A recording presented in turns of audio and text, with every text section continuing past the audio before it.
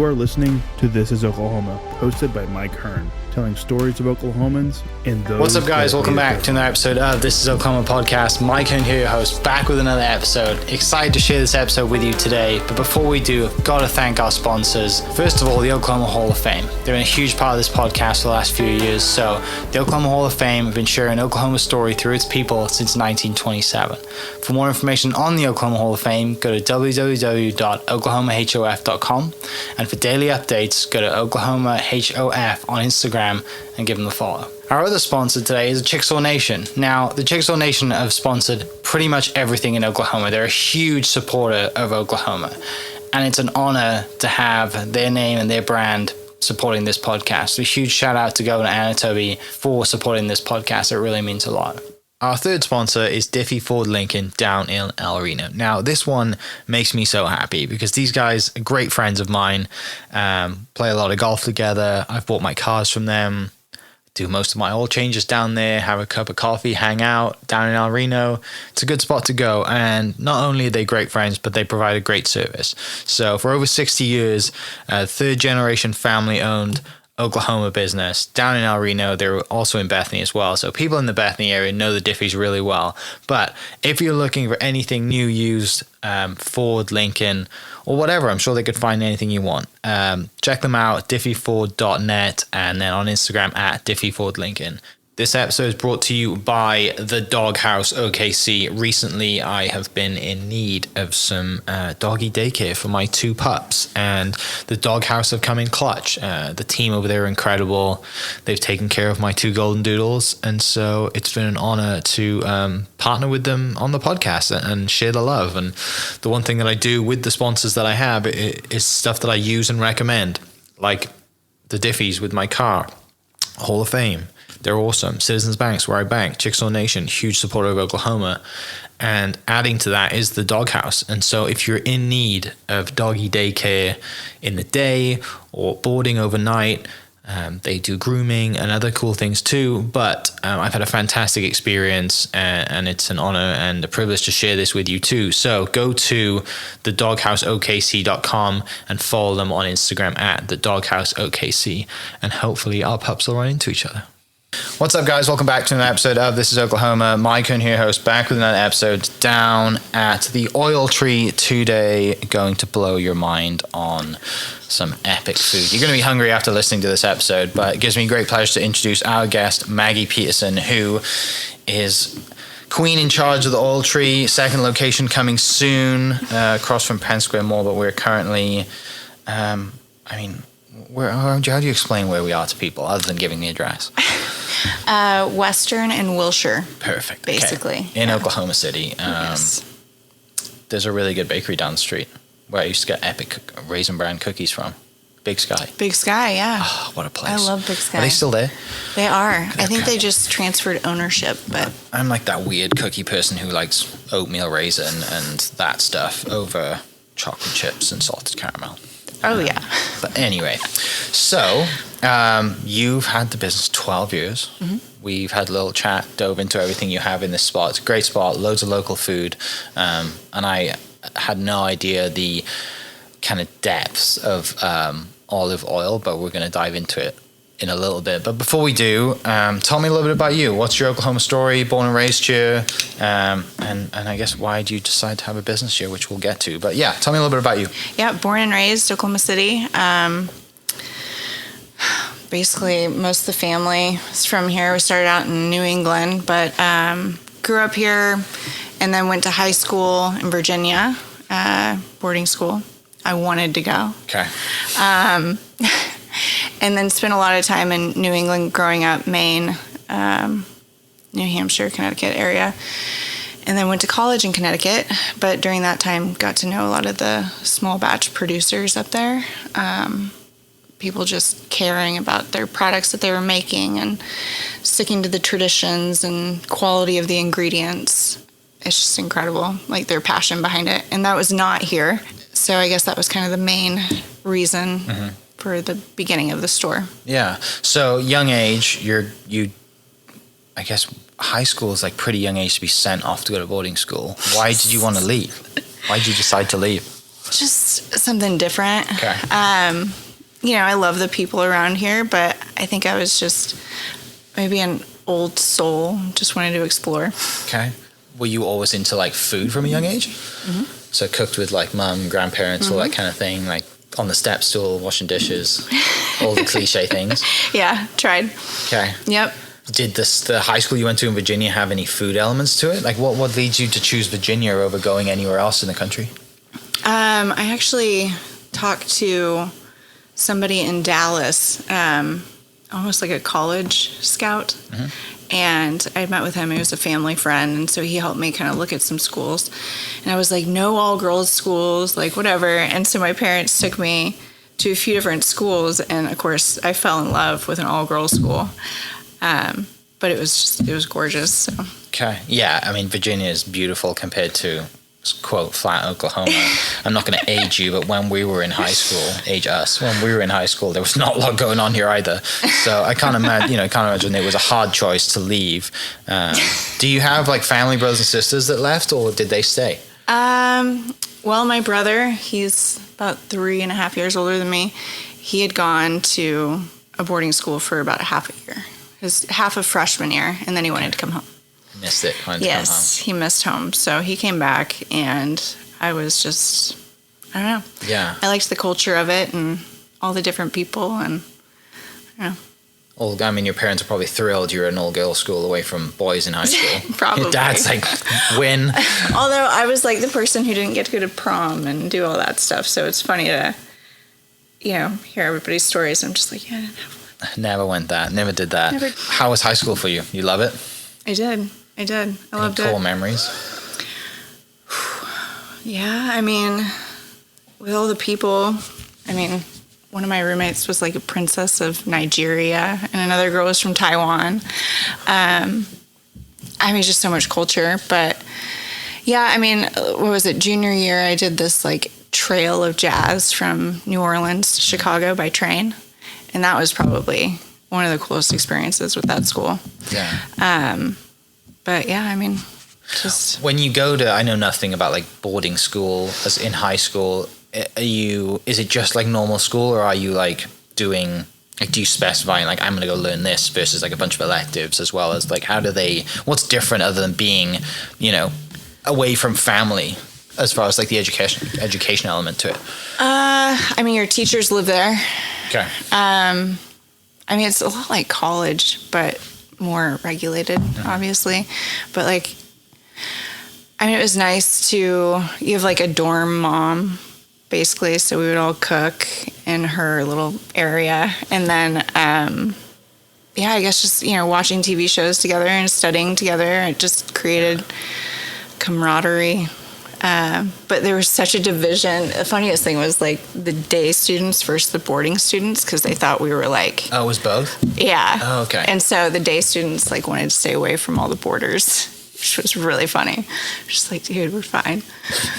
They're different. They live here. Yeah. They're stuck here. Yeah. We get to leave. So you were always really lucky if you got like invited to go home with one of the day students. Be sure you're in high school, you're in boarding school, you're in Virginia, you're away from Oklahoma. Is there any like defining moments there when you think, I'm going to go into like what is your career sort of, not aspirations, but do you have any ideas in college, in high school, when you're like, I'm going to go do this for the rest of my life because I love doing it? Like, is there anything that pops up? I won awards in math and science, and so I thought I wanted to be a doctor. Okay. Don't like the sight of blood? No, I don't mind getting into it. It's just, I don't know, I had so many different directions. I think it's still my life. I keep going like this, but let's see. I did photography for like 3 years, and then I finally ended up doing business, and then just graduated with nothing. But I graduated. When you decided to go to college, what college did you go to, and what was the deciding factor to go to college? I went to Quinnipiac. I started out there in Connecticut. Okay. And I was just like, that's what everybody did, go to college. I thought going to Connecticut, it's a little bit further north, but I was like, I love the Northeast, I love New England. Mm-hmm. Very cold, get dark at like 1. Snowstorms are a thing, and they're cold. Mm-hmm. and you can't see, people are not as friendly. I mean, head down, no opening doors. Just, I was like, but help. I need a friend. It's 1:00 and everybody's doing stuff. It's not bedtime. Then I moved back here because my brother and our friend from Maine talked me into moving into a house over here. And I was like, well, that sounds like fun. Yeah, and then got married. He was in the military, so we moved to Texas and then back here, and that's where I finished school. Okay. What did you finish school with? Did you go to OU? I went to Oklahoma City University. Okay. Go Stars. Mm-hmm. Yep, go Stars. And I had a baby, so yeah, it was just easier. Yeah. When you're at that point in your life, you're a young mom, you're in school, husband's in the military, like what do you... Clearly this wasn't in the realm of possibilities at that time. Like, are you still cooking a lot? Like, you still have a passion, your outlets, you know, we lead to here at some point, but take me that time in your life. Well, yeah, I mean, I cooked all the time, focused on health, because at that time my husband was in Iraq, and so he was gone for about 1.5 years. So cooking was like a big passion and just getting my kid to be happy. Yeah, and then basically a couple years later, had another baby. We kind of went our separate directions. Still great friends, worked together a lot, and then just decided to kind of push my cooking skills and then everything I learned with health and then my passion for people and makers into one. Okay, what's the when you're at OCU or when you're in Oklahoma, you come back, you said you go your separate ways and you kind of push yourself into your passion for makers, local produce, and realize that Oklahoma is terrible at food and nutrition and it's not going down a great path, and we don't have the restaurants now that obviously we did back then. Do you ever think that like I am going to be an entrepreneur now and open a store? No, not back then. No, I kind of just thought, I don't really know what I thought I was going to do. I guess just focusing on, I don't know. I really don't. That's so sad. I don't know what I was thinking. It worked out. We get here at some point, right? It clearly worked out well, but I think I just thought I was going to be a great mom. Yeah. And that's kind of what I was going to do. But it was a blessing to just kind of stumble into this. And I mean, it took a lot of work, but I mean, to have a business for 12 years and a new second location coming, you clearly have done something right. Not without hard work, and it's not easy having any business. Well, I just poke people. I just make them do stuff. Consistency is key. Yes. What starts this? Like, what starts you diving down the rabbit hole of oil and figuring out that there's an opportunity here to do that, and then a need, and something inside you says, well, why don't I service this need and have this business? So, fun fact, let's see, in 2010, there was a study by UC Davis that they went into a bunch of different grocery stores in California and just took random bottles of olive oil off the shelf. Had them all chemically and sensory analyzed, and I think it was 69% of them were not extra virgin, even though they were labeled that way. And so that was like shocking. I know most things in the food industry, like there's some scandal in all of it, but this one was a big deal just because there's so many health benefits behind extra virgin olive oil. I mean, you can literally use it as medicine. And that's been really fun to work with doctors and nutritionists and kind of get more of that information out. But yeah, I mean, just bringing that here and educating people on the benefits of extra virgin olive oil and how they can incorporate it into their diets, and then kind of building the stuff around it. So you see that UC Davis study and figure out that like people have been lying about their extra virgin olive oil. Yes. Does anything tie into your just love for like pasta and cheese and like Italy and comfort food as well? Oh, for sure. I mean, you have to have the a fact love that they for can the eat that food. as much as they want to eat it and still like not feel terrible like we do out here today. Right. No, I mean, yeah, we have cheese and meat and all that stuff. Yeah. But yes, going back to the UC Davis thing, I kind of got off track. That was very enlightening, and being able to recognize and that being exposed in the United States, because it's already such a big deal overseas. And as I was telling you before, the agro mafia, which is like an extra virgin olive oil police division, will go around and arrest a lot of these producers that are cutting their oils because it's making people sick. Yeah, so just being able to bring in these extra virgin olive oils, and we switch out every 6 months with the harvest. So there's northern and southern, so we always have the freshest, and then it's all chemically and sensory analyzed. Do extra virgin olive oil tasting classes, kind of like a wine tasting. Yeah. Teaching people about the differences and the benefits and the profiles. So not long after that study, you decided to open your shop, right? Yeah. A few years after that. Yeah, it was a couple years after that. Have you always been here? No, we were actually on May in Grand, so about 2 miles that way. People listening, That's west. We're pointing the right direction, I promise. That's west. Yeah. Yeah, so we were near Blue 7 and all that. Yeah.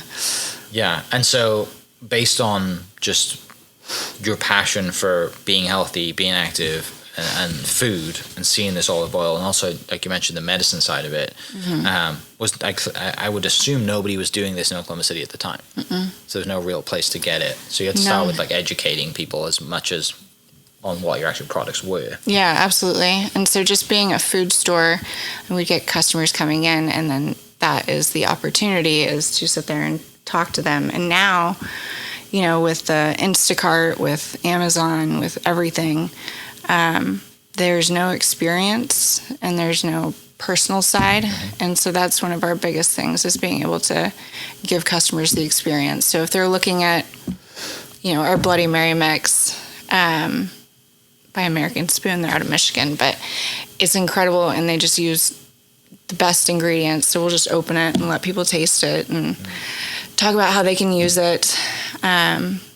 So it's more experience and connecting with the customers, and that's what's been super fun. Yeah. What's the biggest lessons you've learned as an entrepreneur over the last 12 years? Not to get hung up on the details. I think it's a big one, because you can sit there for hours and go through little things that just don't matter.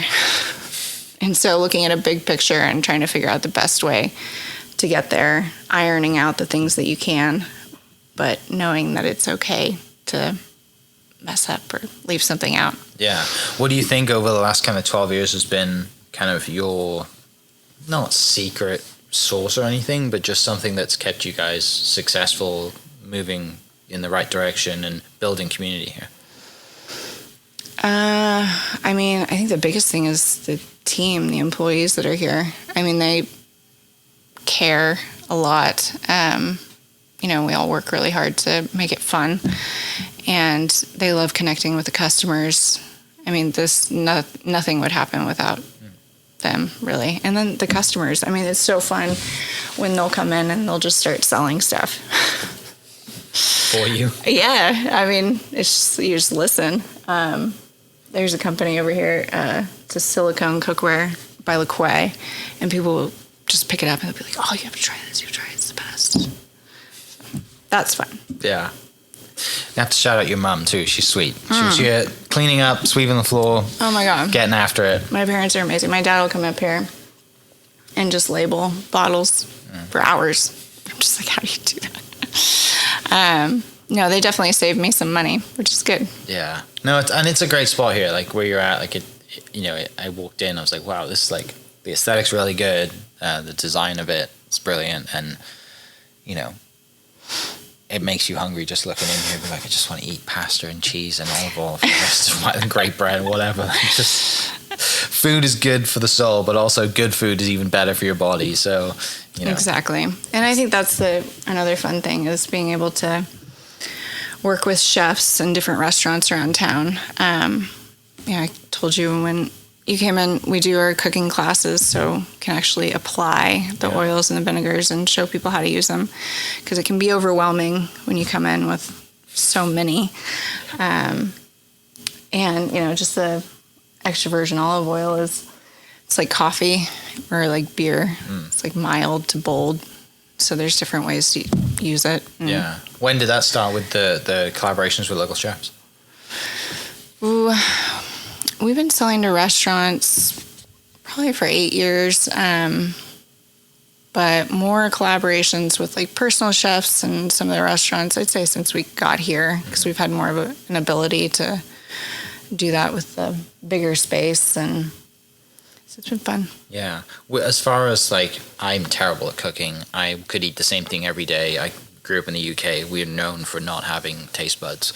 Really? Other than our Indian food. Our takeout is the best takeout food in the world, What? but it's not made by us. Oh yeah, like, one thing I miss from back home is Indian takeout food. It's the best, and Chinese.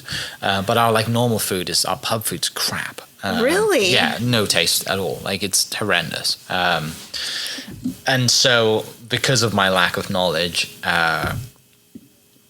when you talk about, I do understand when you say olive oil is like beer and coffee and there's different taste profiles.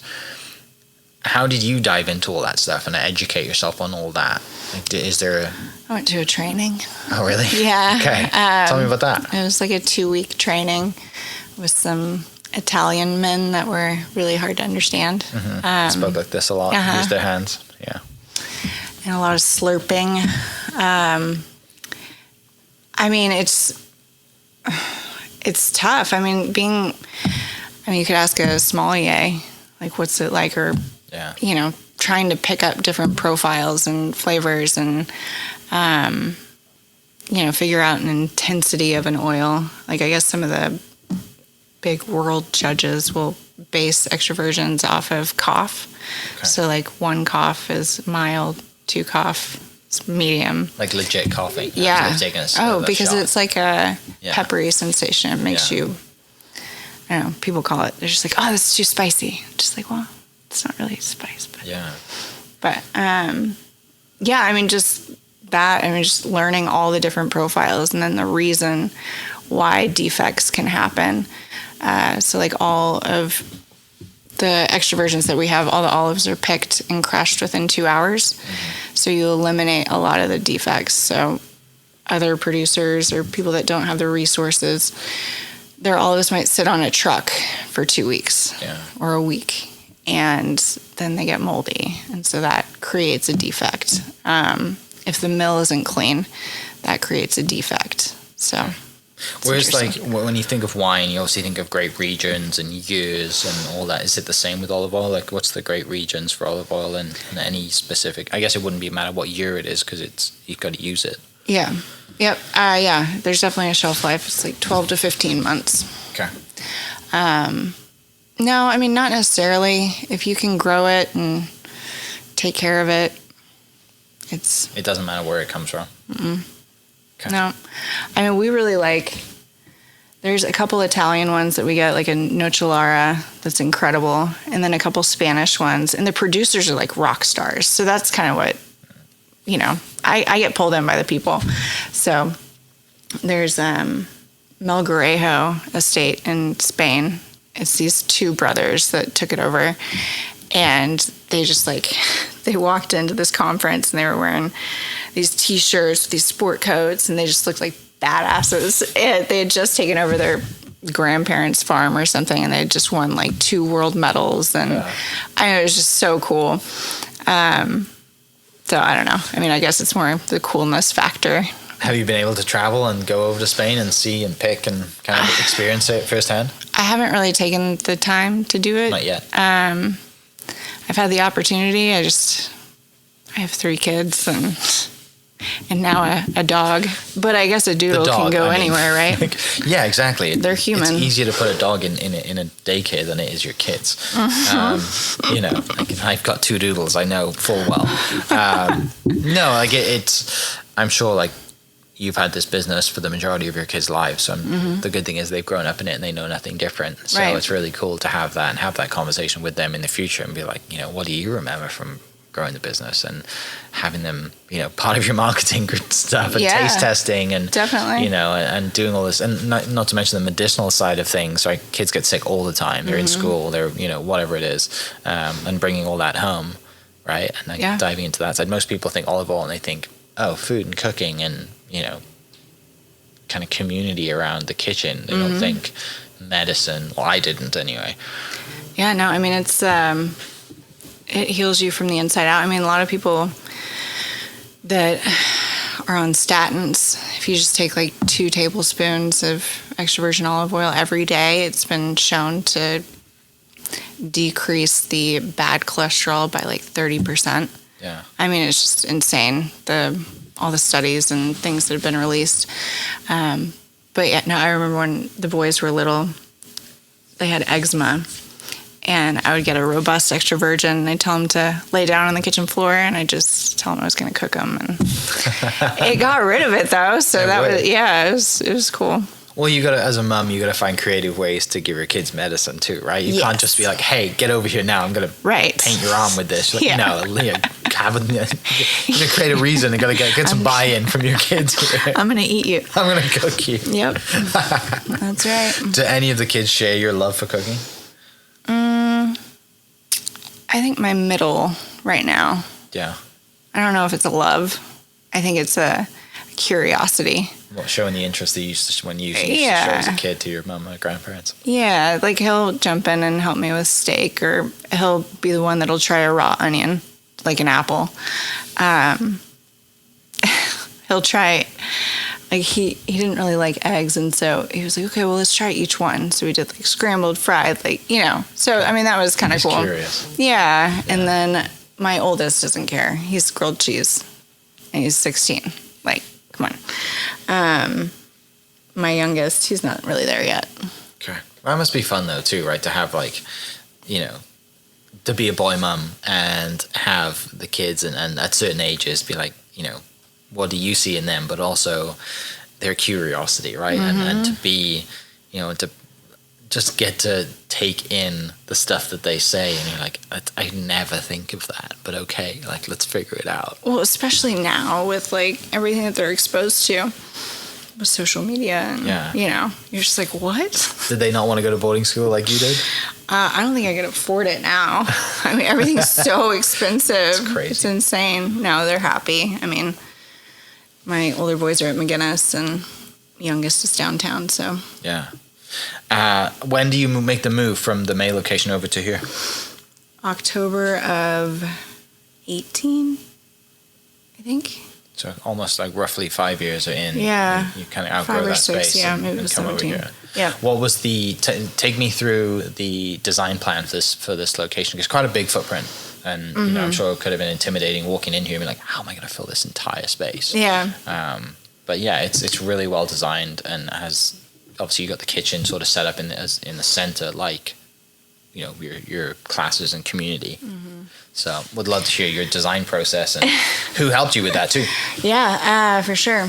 I mean, took a while. Let's see. The other location, just our experience with customers and like having to walk them around everywhere, because we use these tables basically for the oil and vinegar. So trying to create something where we could be face to face with people as opposed to next to them. And then the application with the cooking.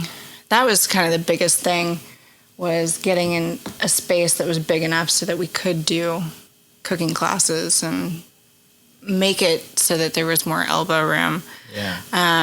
Because I'm not a fan of going into places that you can't walk around. It gives you, I don't know, just more room. I love Cafe Cacao, but I hate going there. I hate being that close. Like, yeah. I need space. I need to stretch, especially when eating there. I love their food. It's awesome. I love that going you just there. That place up. But Luigi and the whole family, they're awesome. But as far as like what you just mentioned, I would prefer space. But I get it, under their footprint. They're doing awesome things, and but yeah, I don't like being sat like shoulder to shoulder next to the people that I'm not eating with, but I am. Actually, that restaurant is what makes me get my drink every day. I design it based on their drink, the Hulk. What is their drink? It's matcha. Yeah. With espresso. Okay. So it's like jacks you up. Okay. So that's what I do. Anyway. As a boy mom, you need extra espresso. Yeah, exactly. Okay. So designing with space. and hosting Designing, in mind. yes. So got with an architect who was a customer. I always start there. Worked with them for a couple months. Worked with S Design. They helped rebrand us, and we changed our name at the same time, so it was super confusing for people. What was it before? Olive & Co. Okay. But we couldn't trademark that. Go figure. So we changed it to the Oil Tree, moved. Everybody thought we closed. It was just ridiculous. It was such a bad idea. But At the time. And no, it's much, much better. But yeah, no, I mean, it was just a lot of, talking to the team, talking to customers, understanding what we could do better, how we can make it better for them, experience-wise. Yeah. We talked about olive oil, but you mentioned vinegar as well. We haven't touched on that yet. Tell me how that kind of ties in and how you dive kind of down the rabbit hole on Balsamic vinegar. On balsamic vinegar. I mean, the first time I ever had balsamic vinegar was on an Empire pizza when I was in college. And I was like, what is this crap? And then I ate it and I was like, I hate sauce. And I was like, oh, I get it now. This is great. And then, you'd have like your bread and dip it in whatever, Yep. All that stuff. You'll have to try this. But how does that tie into, obviously, is there a balsamic vinegar mafia as well? Is it that big of an issue? Oh my God, it's so bad. So bad. Balsamic vinegar is just gold. I love it. I mean, I guess olive oil is gold, but basically, when you go to the grocery store and you buy balsamic vinegar, you're buying wine vinegar, and it has caramel coloring and sugar added to make it taste sweeter and richer. These are actually from Modena, Italy. They're true barrel aged using a Solera method. So over the course of 12 to 18 years, the balsamic gets moved into smaller barrels. Okay. And just the flavor profile is incredible. The acidity of them is less than 5%, so it's really well-rounded. We have our regular traditional, and then we have flavored balsamics, and then there's white balsamic, which a lot of people aren't familiar with. So dark balsamics are basically heated over an open wood fire, so they caramelize, and then whites skip that, so they're a little bit brighter. That's what I had made the drink out of. Yeah. The white balsamic, because it's the same health benefits you'd get from like kombuchas and what led you down the drink to make? I mean, I know this. We've spoken to this previously as recording, but you were in the water space. When does that happen, and then why does that happen? I have a problem with sparkling water. Okay. I love it. Not a huge fan of kombuchas and that kind of stuff. I also don't really like flavored water, but most people do. Yeah. So there wasn't anything out there that was like a flavored functional water that gave you the benefits that kombucha did. I wanted to create kind of a LaCroix type of drink that had flavoring that was of benefit, that gave you kind of apple cider vinegar stuff, and did a bunch of research. Nobody was doing it. And I was like, this is a great idea. Like getting into a space that nobody's in, it's not.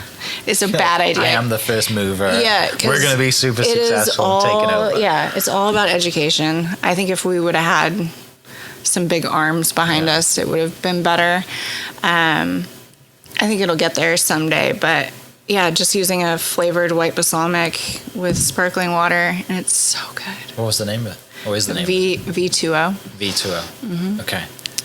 And that just caught like wildfire initially and went straight across nation? Yeah, we launched 2020. Mm-hmm. I was flying out to Expo West in San Francisco, and as soon as I landed, that cruise ship got, I guess, locked down off the coast, and then California shut down.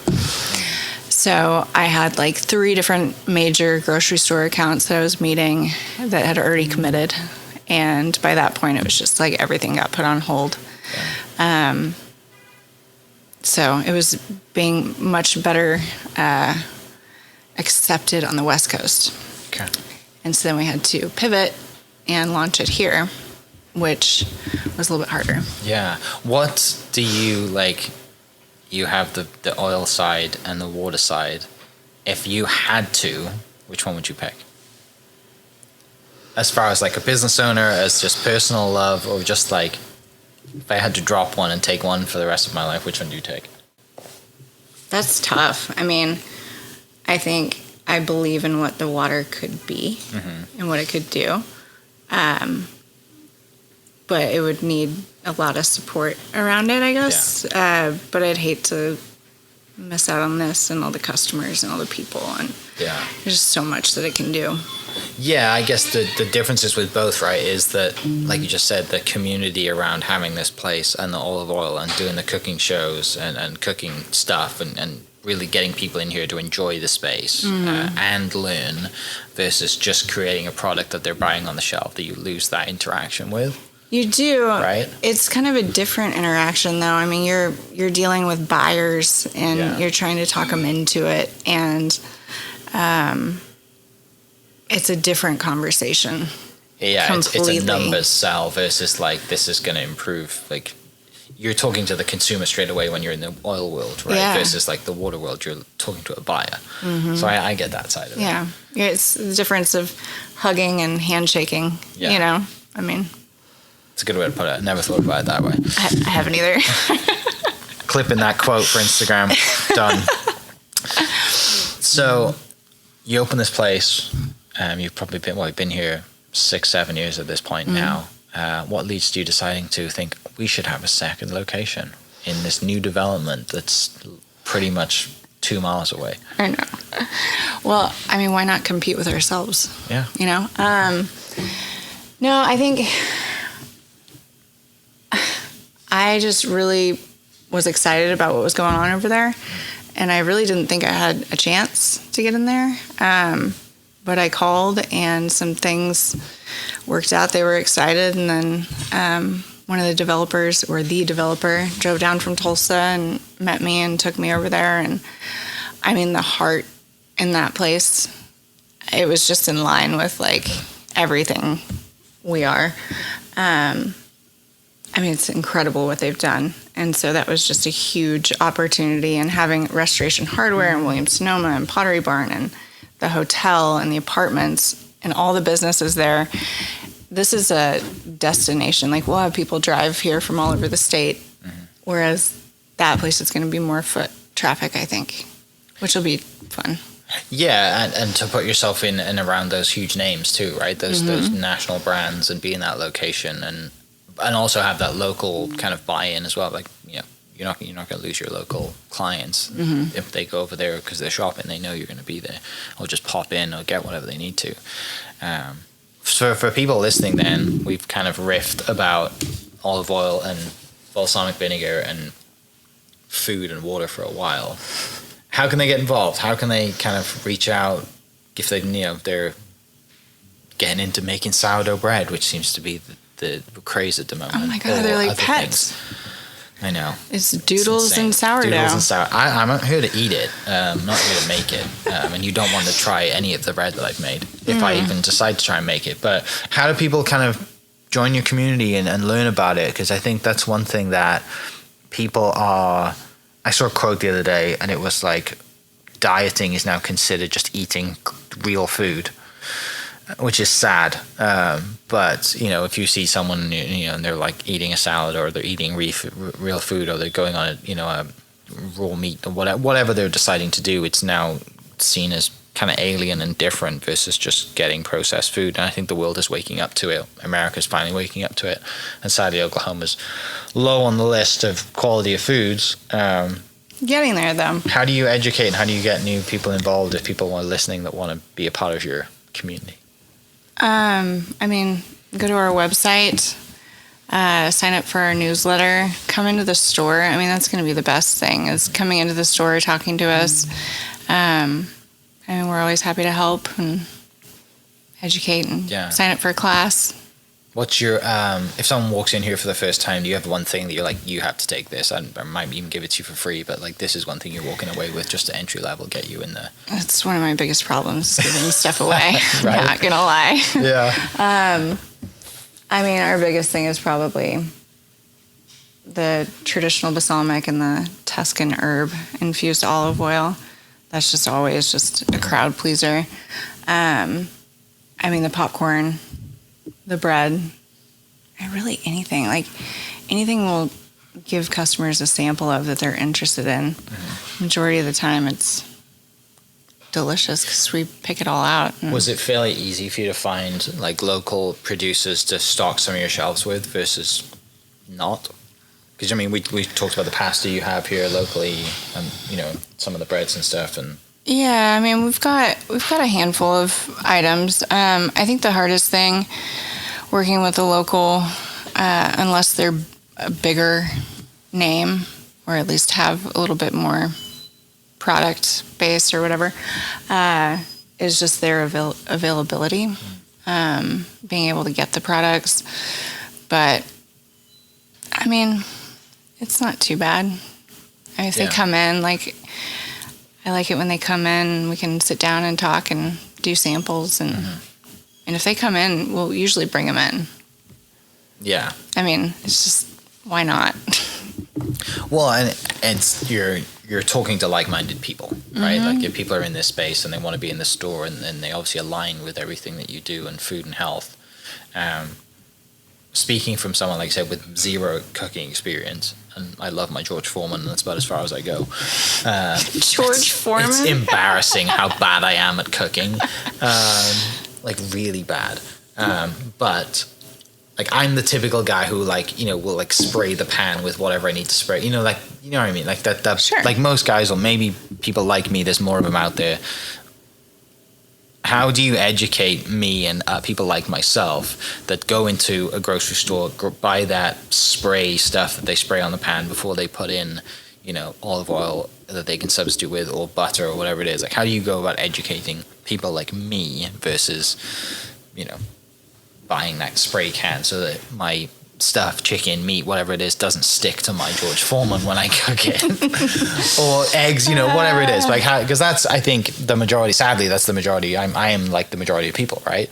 That aren't cooking with extra, you know, super awesome olive oil and balsamic vinegar. Yeah, well, I mean, I think grocery stores are overwhelming. And I think it confuses a lot of people and scares them into the, like, not cooking. I mean, with the oils and the vinegars, like, I'll show you in a little bit, but like a steam case, which is just like this little plastic container thing. Like, I'll put in a chicken breast, and then I'll put Tuscan herb on it, and then throw it in the oven or the microwave for 5 minutes, and it's just like perfectly tender and juicy. So the benefit of a lot of the flavored oils is you don't have to use a lot of extra ingredients, because all the flavor is already there. With balsamic vinegar, adding in that to any meal, it's like an all-natural salt alternative, so it just adds a lot of flavor. I mean, it's not, if you just get started and... Yeah. What are the biggest misconceptions about the industry? Honestly, it's the overwhelming part. Okay. You know, I mean, that was the other reason for that V2O that we'd created. Like, you walk in and you look at the cold box, and it's filled with hundreds of choices, and then, you know, from week to week they change with like carrot and turmeric and all these other things. We'll buy this because it's better for you, and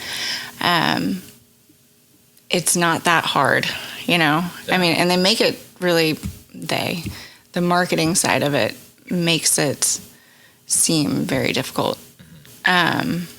But if you can just kind of brush everything aside and just start simple, you know, like you're saying, the new diet is whole foods and just real food. That's all it is. Yeah, I think you're right. Like, we're kind of plagued with so much choice, right? The market like floods us with like, and like you said, they make it sound like it's impossible and you have to do all these things, and, you know, and not just in the food industry, that's every industry, right? And you talk about, you know, I mean, cold therapy and people getting out of bed early and grounding and all, like, what, there's so many different things as far as health concerned that growing up we were like, just drink a glass of water and go for a run. Like, just like, I don't need to put on red light therapy and get a mat and ground and do cold therapy. Like, you know, there's all these things, and I'm not saying that they don't work, but like, you know, if you listen to the Instagram, like you have to get up at 4 a.m. to get all your things in before you go to work. Right. You know, and like Yeah. not to mention like live and work and do all the other things. And I think, like I said, the food has taken over in that instead of like going back to the basics. But the sad thing is we've been plagued by so much information that we don't even know what the basics are anymore. Right. So like you said, And, people are just confused. And you're right. It's with food and it's with anything. Yeah. Like just stepping outside barefoot. I mean, come on. It is. It's all very simple, and we've made it very complicated. Yeah, we'll get there. You just got to ask questions and come into the right places. Moving forward, looking into the future, if you were to look back 20 years from now, do you see multiple stores? Do you see a Tulsa store? Is that kind of in the business plan, or is it more just like honing in here and being more that you can be here? I think when we get over to Oak, that'll be kind of our test. I mean, I'd love to have a few different stores. You know, we get a lot of requests for like Yukon and Edmond and all sorts of different areas, and I think that could be something at some point. I wouldn't mind a little help, but yeah. How would you define help? I mean, Like franchise help, or like someone just come in and say, I'll open a store for you in Edmond? basically that. Okay. I guess. I don't know. I don't know. Just more, you know, the more success you have, the more people you can have help you. So I guess just continuing to build that. Yeah. So. It sounds like just going back to mission of this core responsibility and thing you keep coming back to is just helping as many people as possible. Mm-hmm.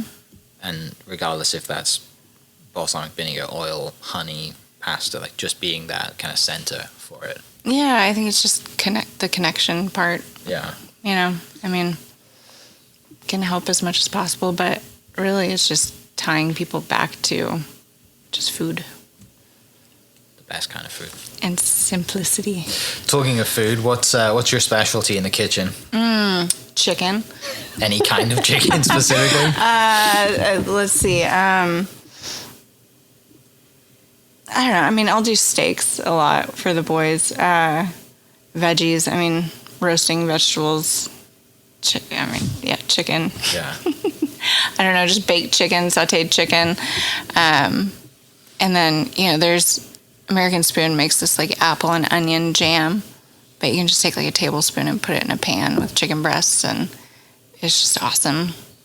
I don't know, we have tons of different recipes that are easy, so yeah, just trying stuff.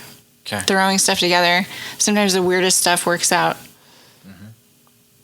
I'm someone of habit and can eat the same thing every day, so I need new. If you say add a tablespoon of this to you, that's like rocks my world. Like, Mom, look what I learned what to do today. She's like, well, my mum cooked. My mum was like a commercial chef for a very long time. And so I didn't cook growing up because my mum was very, like, she just like done, you know, just was like, yes, thank you. Anyway, that'll do. And that explains why my lack of, my lack of skills in cooking. I don't think it's a bad thing. It's not. I just, I should know how to do certain things. But like when when you're a guy and you get into your 30s, you take up a few things. You either run, you play golf, you learn how to grill, or you dive into your yard. And I've played golf since I was a young age, so I ticked that box and I've stuck to it. So the others, I'm just like, I'm not adding any of that nonsense to, now making sourdough bread or whatever the craze is for people in their 30s that have spare time now. At least you're not making your own dog food. That's a thing? Oh my God, yes. Do you make your own dog food? No. Nope. Have you thought about it since you got a new puppy? Nope. Well, I did, I guess, in the beginning, and then I was just like, this is insane. Diving into the dog food industry, like there's a lot of bad things in the dog food industry. I love my dogs, but I don't want to look at like the food that they're eating every day. They cost me enough as it is. Yeah. Don't look too hard. But that's an industry that could be, disrupted as well, right? Yes. People love their pets. Tell me about that book you have in front of us. What is the book? This is Extra Virginity. It's one that we sell. Tom Mueller is an investigative journalist, and he was kind of on the same lines of UC Davis, except he was the investigative journalist overseas. Yeah. That would go in and kind of talked about all of this, the secret world of the agro-mafia and the scandal in the industry. And Okay. yeah, So very you sell the sexy book, book. yeah. Well, I mean, crime is number one topic for podcasting and reading. So, Yeah. olive oil crime and mafia is gonna get a lot of people excited. You can do like And there's pictures too. It's great for me. a whole series. There you go. Yeah. So people listening, if you want to dive into the olive oil mafia, I'm sure there's some other than that book. There's other ways to look into it, but the book is sold here. Finishing up, because I love to ask this question because I'm in the real estate world. I ask every guest what their dream house is going to be, and if you could have your dream house, what would it be? Nothing big. Comfortable, smart. I want a smart home. But just yard, fireplace, like an outdoor area, and a view. A view of what? I don't know. I could either do like a view of just like the Oklahoma landscape, Flat landscape. With like maybe there's a horse there and some plants, veggies that I can eat, or mountains, Okay. or an ocean. You mentioned veggies. Do you grow your own veggies at the I house? have, Okay. not right Like a now. planter in the past and had your own garden. Yeah, like I had I grew corn. Okay. Like a once. raised bed and plants. Okay. Yeah, and the corn was big. Really? Uh-huh. Was it surprisingly easy to grow it? Yes. Okay. It wasn't good. I think the cobs were like this big and it didn't work out very well, but I just tried again. Okay. Anything other than corn? Yeah, peppers, radishes. Those are fun. Really? Mm-hmm. Like what? Yeah. I know this like is an onion. This is a world I'm so unfamiliar with. And those are the little red things, right? Yeah. So it's fascinating to me, like how, why I love doing the podcast, because I personally learn so much, and I feel like I put myself in my listeners' shoes, so people listening, like, oh yeah, this is totally me, and I ask the dumb questions before, because people probably think the same thing. Not everybody cooks like me on their George Foreman for the rest of their life. So thank you for taking the time of your day. Oh, thank you. Thank you for sharing some awesome stories and educating us on the olive oil world, balsamic vinegar world. And people should come in here. People should follow you on Instagram, which you're getting better at, the oil tree. Follow the oil tree. I'll put the Instagram in the link in the description down below. And come on by. And when is your next kind of locals food social event? There's going to be one, I think like the 20-something of March. So you do one a month, roughly? For right now. Okay. Yeah. Cool. But we try and do two. Once Oak opens, we'll probably do one once a week. Yeah. And other formats. So we'll have demos and all that. Awesome. Well, look forward to checking those out and broadening my horizons on my cooking landscape. And yeah, for people listening, check out the link in the description. Come on by, and we will see you next episode. Cheers.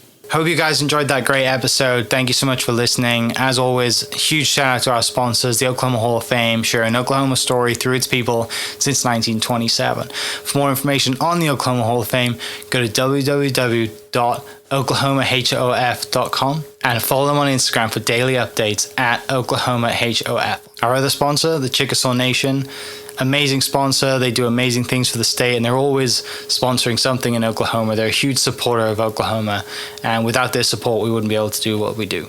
And our third sponsor is Diffie Ford Lincoln down in El Reno. Now, this one makes me so happy because these guys are great friends of mine, play a lot of golf together. I've bought my cars from them, do most of my oil changes down there, have a cup of coffee, hang out down in El Reno. It's a good spot to go. And not only are they great friends, but they provide a great service.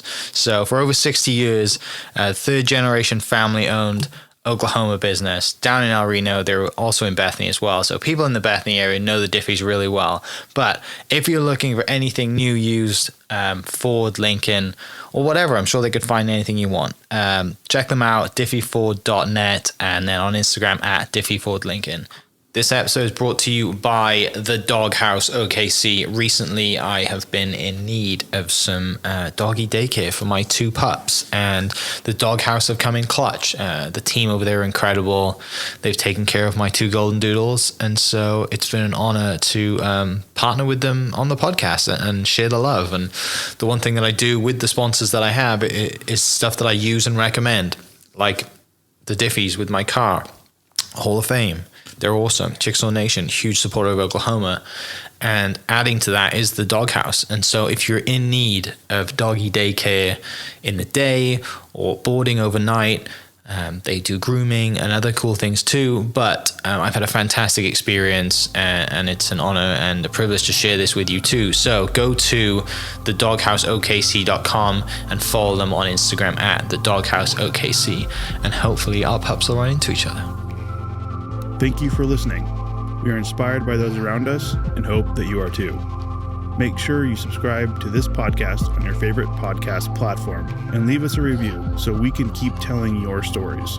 For more great Oklahoma content, follow This Is Oklahoma on Facebook and Instagram.